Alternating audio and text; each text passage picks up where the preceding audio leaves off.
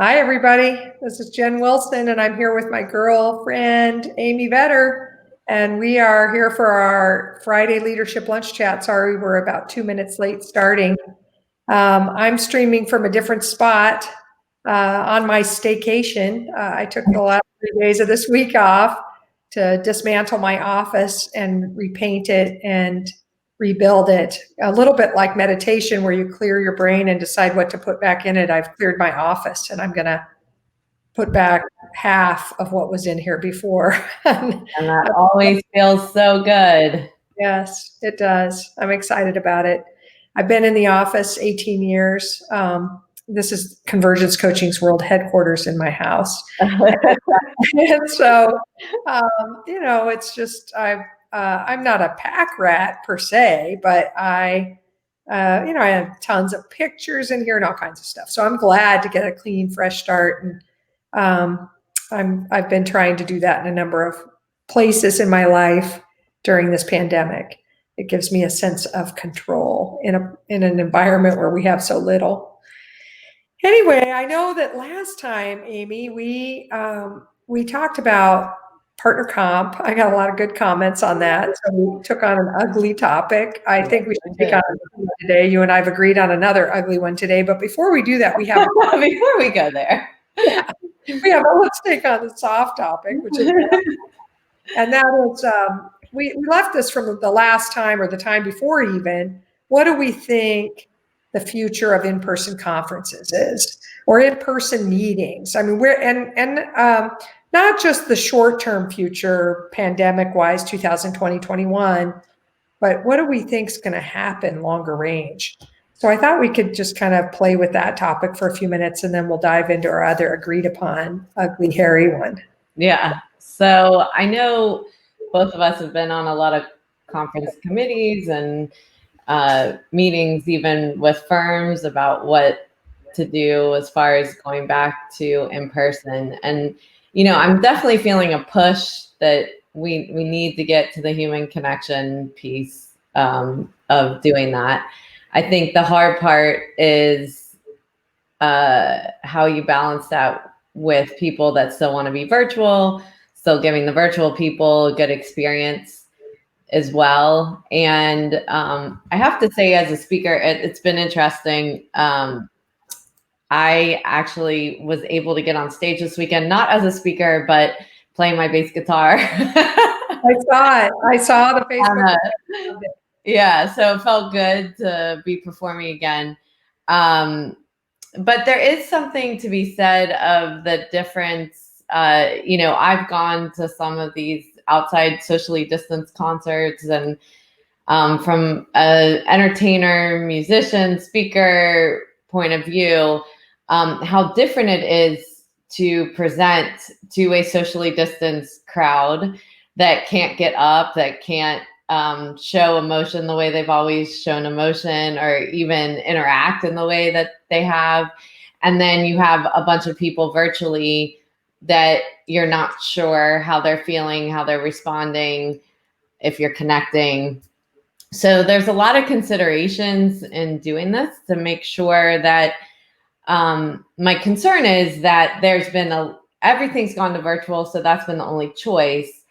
But what I don't want to do, what I hope doesn't happen, is people tap out of virtual because it's as grueling as anything else to sit on your computer all day as well and not get that connection that you need. So this balance between in-person and virtual is definitely on everybody's minds. And I would say that first. And secondly, that you can't really plan. I mean, you can plan, but now you have to plan with contingencies.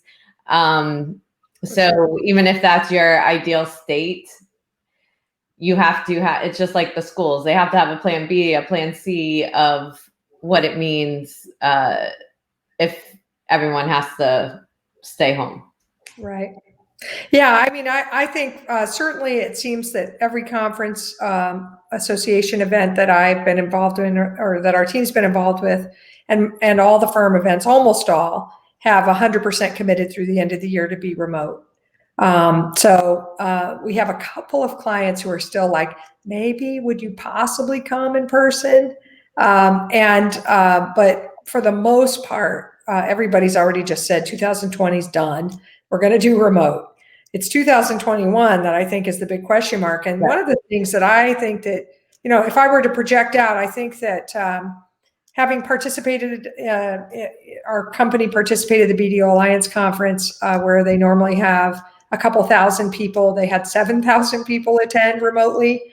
Engage certainly had wonderful attendance remotely. I think when you end up seeing that, all the conference planners are going to be like, I have to have a remote option from now on, pandemic or not, because there are a bunch of people who would participate in my education and this community if I offer it. I think most have been trying to offer it, but it hasn't been very interactive.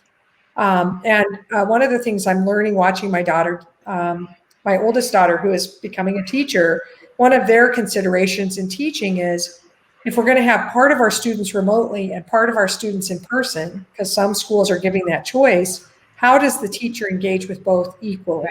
And you can't really. It's having done, like Engage has offered a remote option, and I have, spoken in rooms where the camera is streaming and I'm with the audience, and I know that I can't chat with that group. It's on iPad.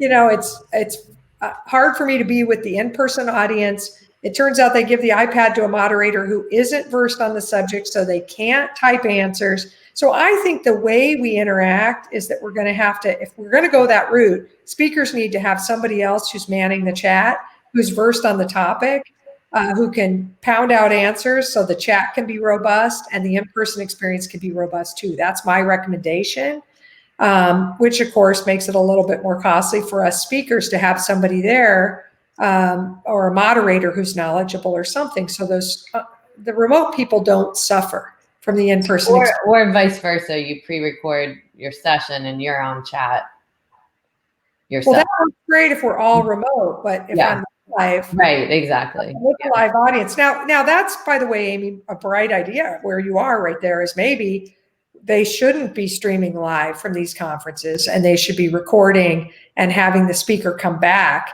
and be with a lesser price remote option that's held at a different time so that the speakers can be with the remote audience. I love that idea. Yeah. And I have another thing that I've seen work really well, and this was prior to COVID.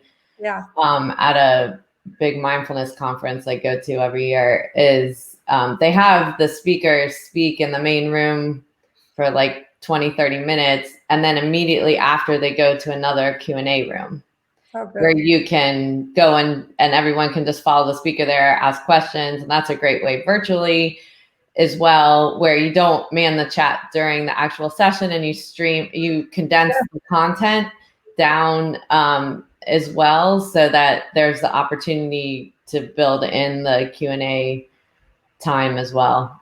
Yeah.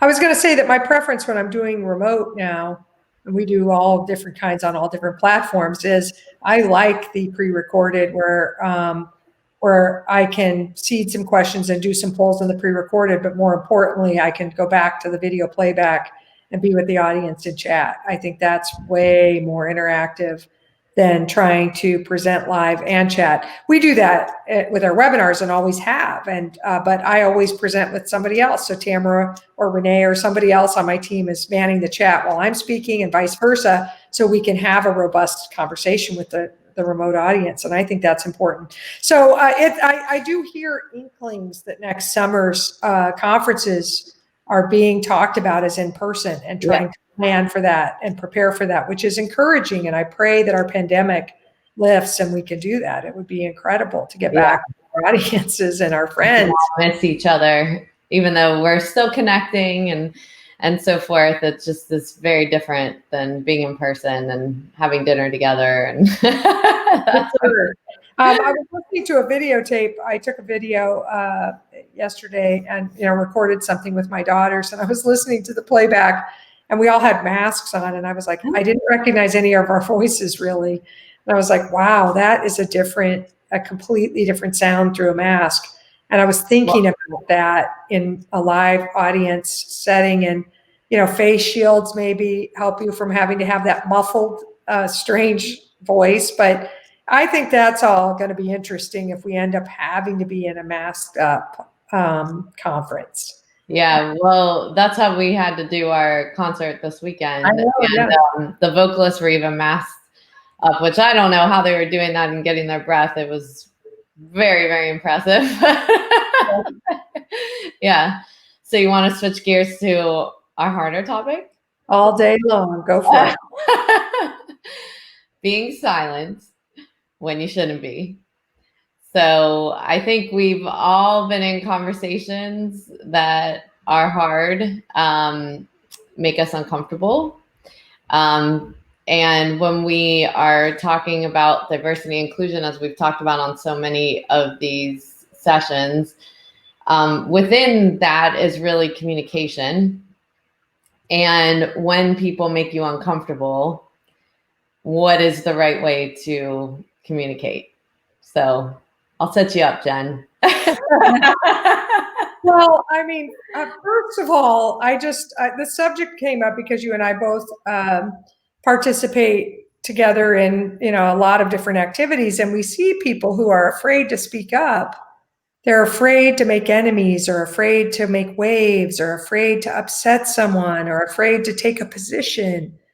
And, right now, I don't know how to lead unless you take a position. That's my first thing that I have to say. Like, the mental game of this conversation you and I are having is, you have to just accept that in leadership, you end up having to make decisions or take positions to lead the group forward toward that objective, whatever that is, or to lead the group to operate and behave in a certain value set even. Mm-hmm. Right now, there's a lot of conversation like, boy, don't take a position on diversity and inclusion because that could be upsetting to somebody. Or, oh gosh, it's hard to mandate masks. I don't want to upset anybody. And since our, city doesn't do it, then we'll just kind of let it be people's best judgment. Those are, those are things that I would call that wishy-washy leadership. And people don't respect it and they don't follow it, and it's not very efficient. And so, the first thing is recognize you are going to take positions as a leader and they might not please everybody. That's the first thing. And the second is to recognize that you can take a position and leave room for others to disagree, and not make them wrong or be hateful or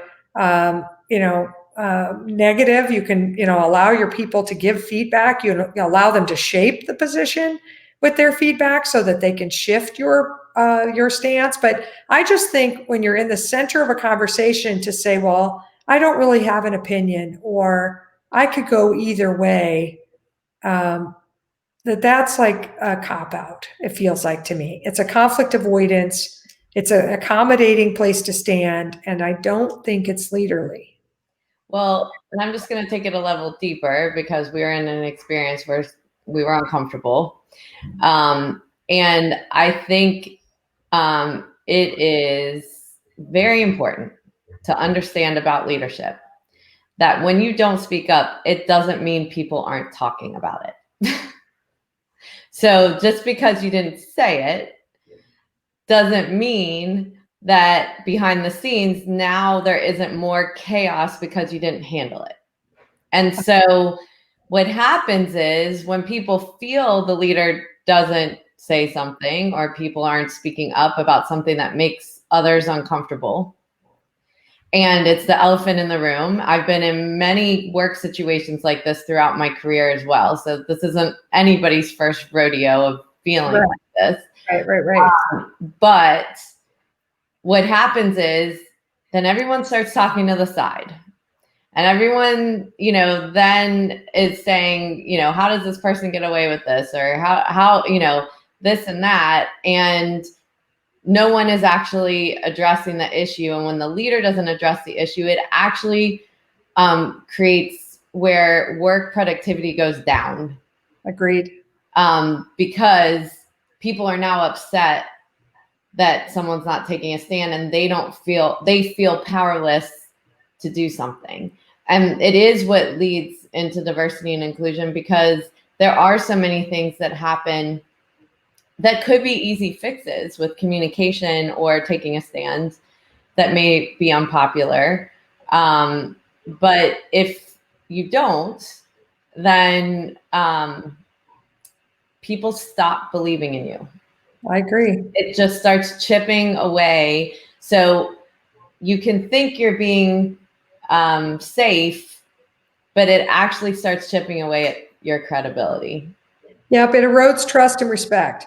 People trust their leaders, want to trust their leaders to lead them in the right direction, whatever that is. And it's not just your talent; it's your fellow partners and other leaders. It's your clients. It's the community that follows you. They want you to guide them, and they want to have influence in that guidance. But they, at the end of the day, someone has to make a decision and say, "Let's go." If we don't, we're shiftless. We have a saying in our business: in the absence of information, people make up their own, and it's almost always negative.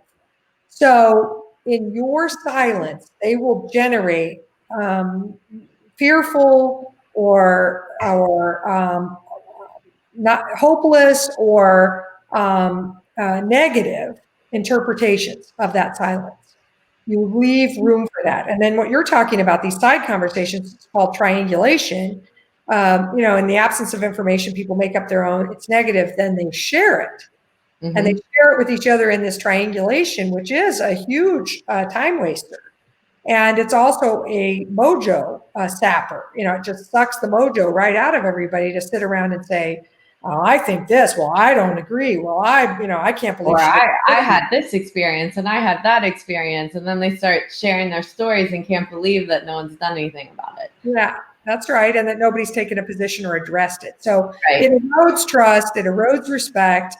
And at the end of the day, people will talk about how you're trying to be a people pleaser or an accommodator, or they'll see through what you're doing, and they won't respect that. They're going to think, wait a minute, our leader is supposed to be saying, here's what we should do. And this shows up all over the place on big issues, big issues, and little ones too, like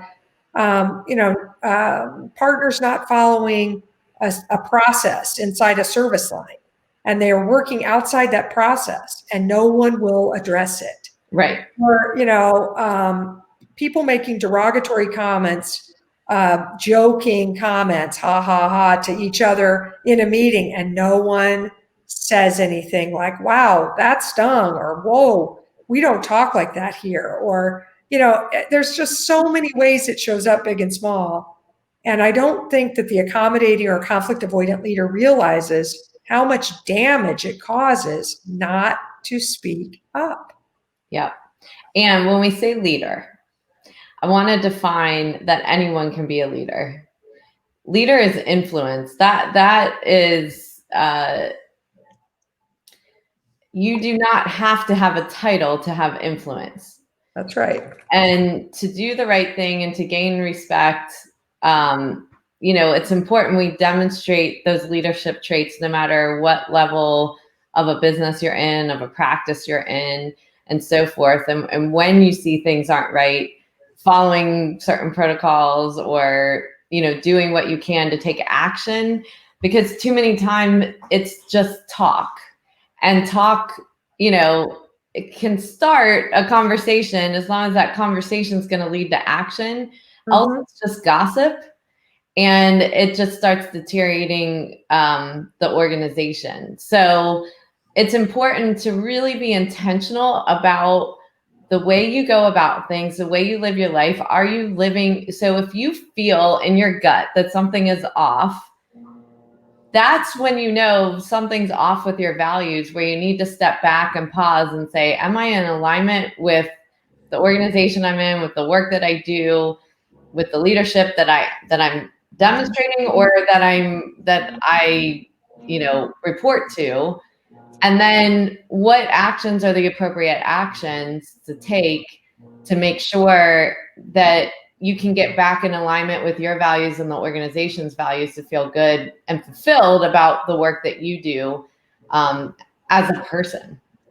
100%. And in my experience as a leader that doesn't have a position in some group, like an association group or a group that I'm just there sort of consulting with, or I'm giving advice about, or I don't have authority, if you will, but I am trying to influence it.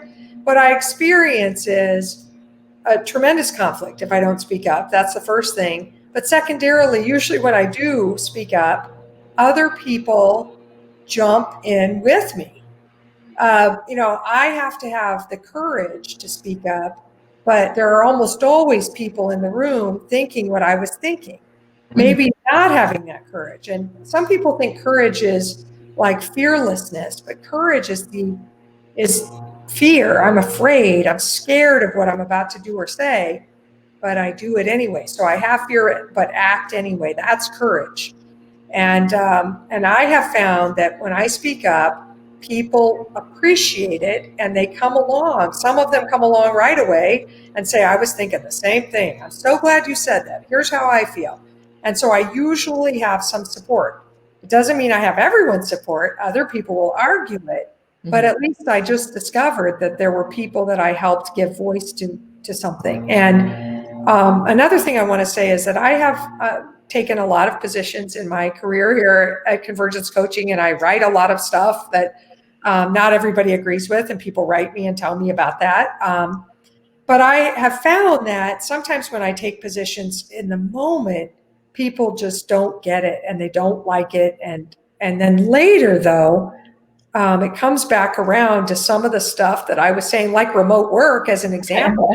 They told me on a recent call that I should write a blog, and publish it called "I Told You So." I was like, well, I would like to, but that probably isn't very mature, for me to do. But I've been taking a position on remote work. I've been working remotely since 1996, and I've been teaching about it and writing about it for a long time. And I had a lot of people who would tell me, it'll never work. It can't be productive. You can't have relationships. You can't employ people outside your geography. All that stuff, that wasn't true, but it was their position. And I just stayed steadfast in what I believed was right. And sometimes that pays off later, but in the moment, you take some heat. And leaders take heat because they believe in it. And at least you're aligned with your values and your integrity. And you can look yourself in the mirror and say, I am being true to myself, even when sometimes it's not supported by the outside environment.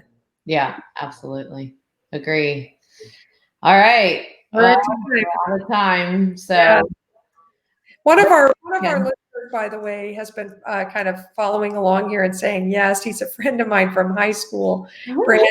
And he posted here, voice for the voiceless, and be a voice for the voiceless. And I just love that. I'm 100% with you on that. And that's, I've been trying to be a voice for the voiceless inside this accounting profession. And the voiceless have often been young people, who positionally are voiceless. right. And then also minorities, people of color, women, people that don't have equity stakes. And I love that, Brandon. I love Voice for the Voiceless. And I'm going to continue to try to be that. And I think as leaders, we should all look at our various places we're playing and see about Voice for the Voiceless. And I don't know what we'll talk about next Friday, Amy, but I appreciate this. And I hope you have a great Labor Day weekend. And I hope all of our, listeners and participants here have a super safe holiday. We'll see you guys next Friday. See you later. Happy Labor Day. Bye.